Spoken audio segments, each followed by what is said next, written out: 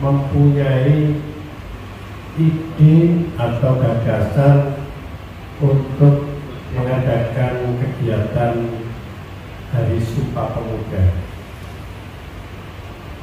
Dari tema yang ada, Sumpah Pemuda ini dengan tema Bersatu Membangun Bangsa. Kalau saya melihat sejarah dari Sumpah Pemuda, ini sesuatu yang luar biasa karena gagasan atau ide untuk mengadakan Sumpah Pemuda itu bukan dari orang tuanya, tetapi benar-benar muncul dari inisiatif pemuda. Dan inisiatif pemuda pada tanggal 28 Oktober waktu itu, kalau nggak salah, mengadakan pertemuan pemuda itu sampai 3 kali, sehingga terbentuklah Kongres untuk Sumpah Pemuda ini.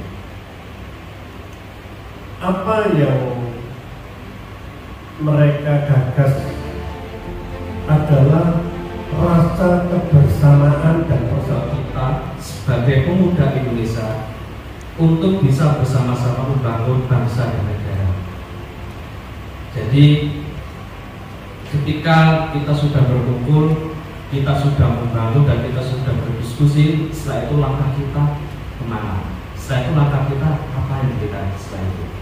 Maka dari itu, monggo bersama-sama kita ngobrol santai bersama sambil dihidangkan. Menurut kita atau menurut bersama-sama ini, pemuda itu harus ngapain gitu, dan apa yang dilakukan pemuda saat ini untuk masa depan lagi bagi bangsa dan negara. Mungkin dari sini, dari lintas agama, dan selamat datang dari Sekolah Kebangsaan memberikan waktu kepada saya untuk memberikan beberapa pikiran-pikiran atau beberapa ulasan berkaitan dengan Sumpah Pemuda. Dan kami hormati Ketua Inti Pak Paulus Heri, Pak Yusianto, dan segenap pengurus inti dan undangan dari PHDI, dari Sekolah Kebangsaan dan lain-lain. Terima kasih atas kehadirannya pada malam hari ini untuk kita bersama-sama refleksi dalam Sumpah Pemuda. Nah, Sumpah Pemuda memang momentum pemuda pada tahun 1928 itu digagas oleh beberapa anak bangsa yang pada waktu itu menjadi bayi sebelum lahir yang namanya Negara Republik Indonesia. Jadi kita berbangsa itu sudah lama, dari mulai Yong Ambon, Yong Jawa Tengah, Yong Sumatera, dan yang lain-lain itu sudah menjadi satu berupa bangsa Indonesia.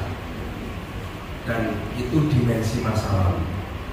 Jadi kalau manusia itu pasti ada dimensi masa lalu, ada dimensi sekarang, dan dimensi yang akan datang. Nah, ketika kita bicara dimensi yang masa lalu, bahwa nenek moyang kita, mbah-mbah kita, pemuda di kala tahun 1928 itu sudah bersatu padu membangun embrio, membangun anak kecil bangsa ini, yaitu bangsa Indonesia. Itu sudah dirintis oleh para pemuda pada tahun 1928. Nah, kala itu perjuangan pemuda kala itu adalah menyatukan bahasa, menyatukan bahasa, bangsa, itu disatukan semua. dari mulai Ambon, mulai Sumatera, mulai Jawa itu disatukan, menyatukan diri menjadi bangsa Indonesia. Itu nenek moyang kita pada tahun 1928. Karena pada waktu itu penjajahan masih melanda kita. Kita dijajah Belanda 3 abad dan kita selalu ditindas. Nah, untuk keluar dari penindasan itu berupa yang namanya persatuan. Apapun tanpa persatuan maka tidak akan bisa lepas dari masalah. Jadi sumber petaka, sumber masalah itu adalah konflik. Ketika kita ada persatuan maka tidak ada masalah. Nah, makanya membangun persatuan itu menjadi hal yang normatif, hal yang harus kita lakukan dalam berbangsa ini. Itu situasi masa lalu. Nah, lanjut masa sekarang, bahwa kita hari ini pemuda adalah mengisi bangsa ini, mengisi negara ini. Nah, pemuda sekarang itu memang diproyeksikan atau akan dibentuk atau yang akan hidup pada 10 atau 20 tahun yang akan datang. Jadi pemuda sekarang itu akan menjadi orang ketika 10 atau 20 tahun yang akan datang. Nah, makanya pemuda sekarang itu secara mental harus siap, secara pikiran harus siap. Ketika nanti kita 10 tahun atau 20 tahun yang akan datang memimpin negara, memimpin bangsa, itu artinya pemuda harus sudah siap. Nah, apa yang harus dipersiapkan pemuda di era sekarang untuk menuju menjadi masyarakat 10 atau 20 tahun yang akan datang? Pertama adalah ilmu dan pengetahuan. Jadi kita mulai tahun 2026 akan mengalami bonus demografi, di mana masa produktif itu akan banyak. Kita akan mengalami bonus demografi. Nah, di bonus demografi ini pemuda harus produktif, harus kreatif, harus banyak mengisi dirinya mulai sekarang dengan ilmu pengetahuan, terutama keterampilan teknis, karena kita menghadapi bonus demografi, di mana bonus demografi ini masyarakat usia produktif itu semakin banyak.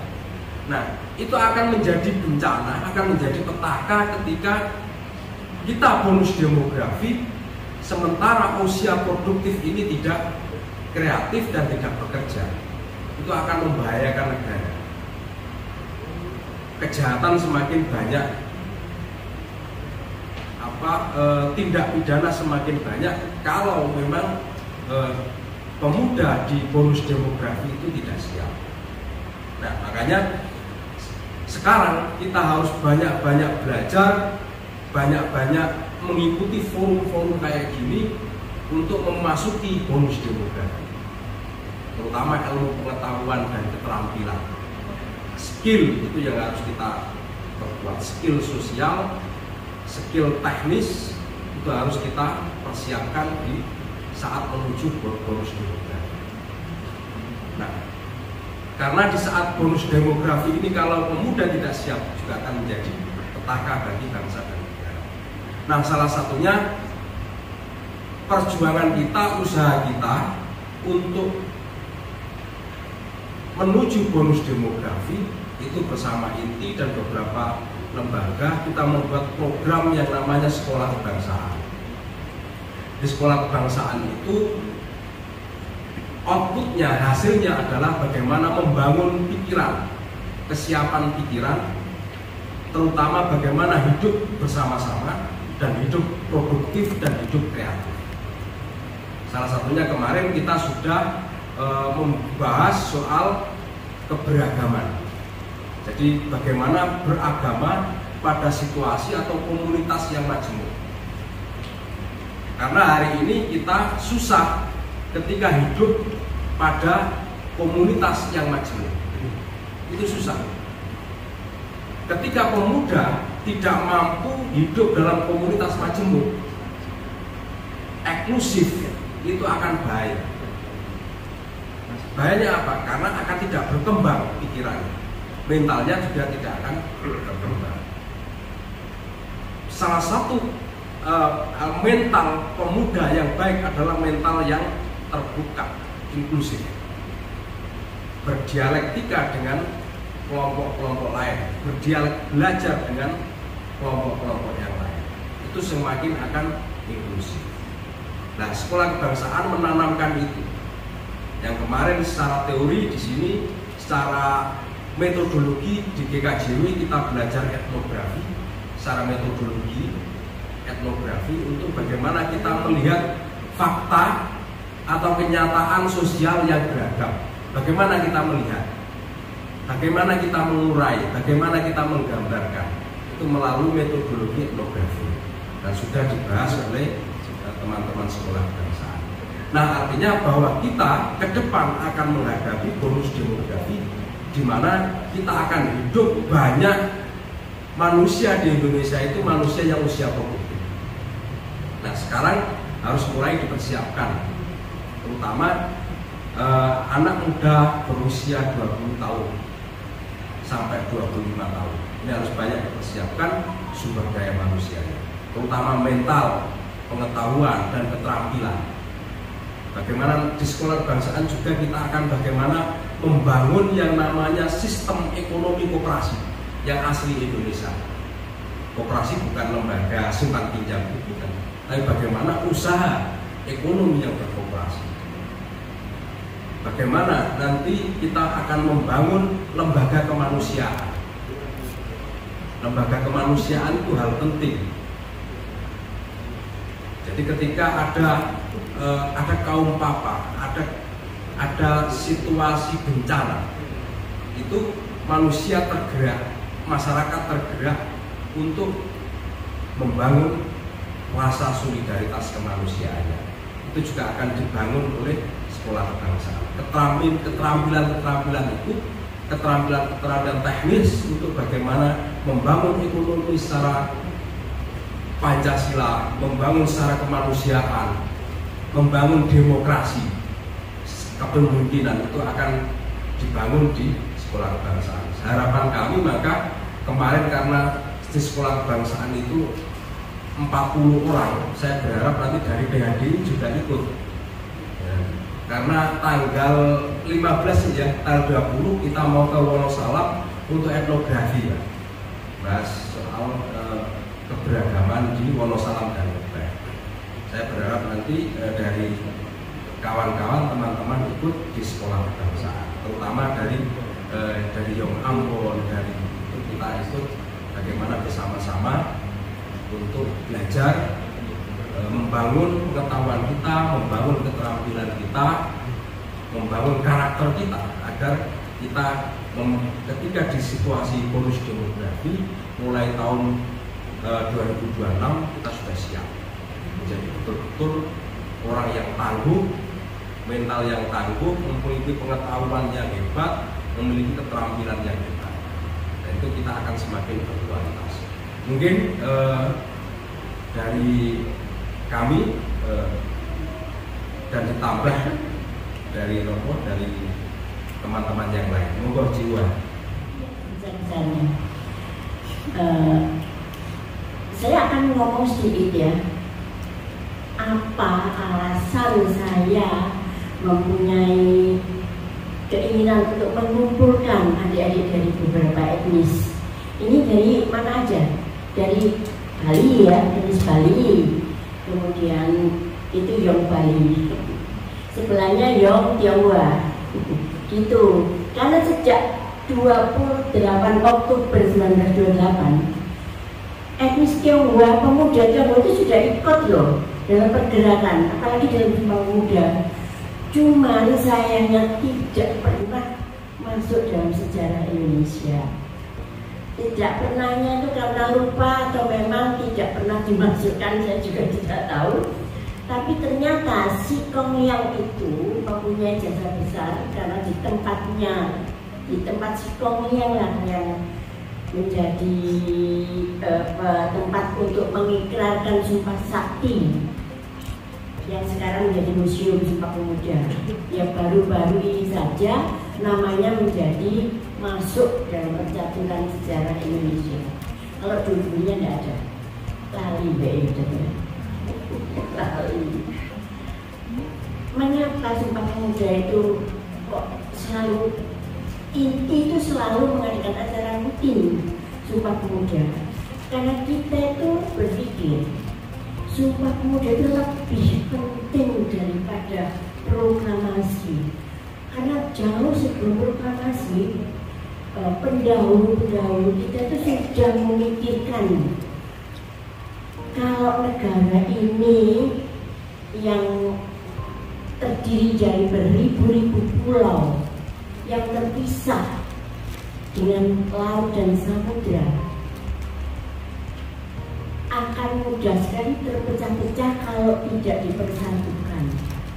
Maka mereka berikrar, dan ikrar itulah yang harus selalu dipegang oleh anak-anak muda Indonesia, karena yaitu merupakan suatu ajiman sakti untuk mempersatukan.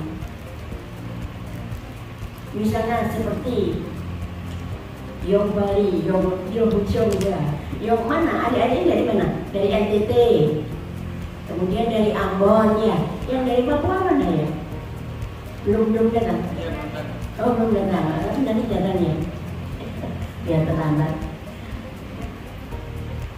Maka itu keharapan kami juga dari INTI, juga dari pemuda-pemuda Tionghoa, supaya bisa lebih berperan aktif dalam pembangunan negara. Karena kita sekarang tidak bisa diam saja, harus ikut campur, harus ikut berkiprah. Biarpun sukar sekali INTI mengajak, tapi tidak ada intinya. INTI itu selalu mengajak pemuda-pemuda Tionghoa, pemuda-pemuda Indonesia untuk bergabung dengan etnis-etnis yang lain. Makanya kami adakan acara ini, kami juga ingin mendengar statement atau pendapat dari adik-adik beberapa etnis ini, dari Yong ini, untuk apa sih arti Sumpah Pemuda dari bagi anda sekalian. Ya, itu dari saya. Jadi jangan sampai kapanpun jangan dilepaskan Sumpah Pemuda itu, karena itu adalah syarat utama untuk negara ini tetap menjadi NKRI. Terima kasih. Terima kasih telah memberikan kesempatan kepada kami untuk menyampaikan sepatah dua kata-kata. Mungkin memang tidak ada persiapan memang saya untuk ngobrol di sini. Cuma yang mungkin bisa saya sampaikan adalah kegiatan seperti ini memang kegiatan yang kita butuhkan sebagai pemuda di era-era sekarang. Kita tahu memang pemuda sekarang bisa dikatakan terlalu segmented ya, bisa terkotak. Kita orang sini, kita orang sini, kita orang sini. Gak ada istilahnya kayak kesatuan yang mengikat kita sebagai bangsa, satu bangsa. Oleh karena itu mungkin bisa saya sampaikan adalah ya kegiatan-kegiatan seperti ini harus dilakukan lebih sering lagi. Untuk antusiasme teman-teman juga saya harap bisa ikut berperan dan ikut juga di acara ini dengan sering, sehingga nanti kita bisa membentuk yang namanya ikatan antar bangsa sebagai pemuda terutama. Mungkin sekarang saya sampaikan, kurang lebihnya mohon maaf karena ini nggak ada persiapan juga. Terima kasih.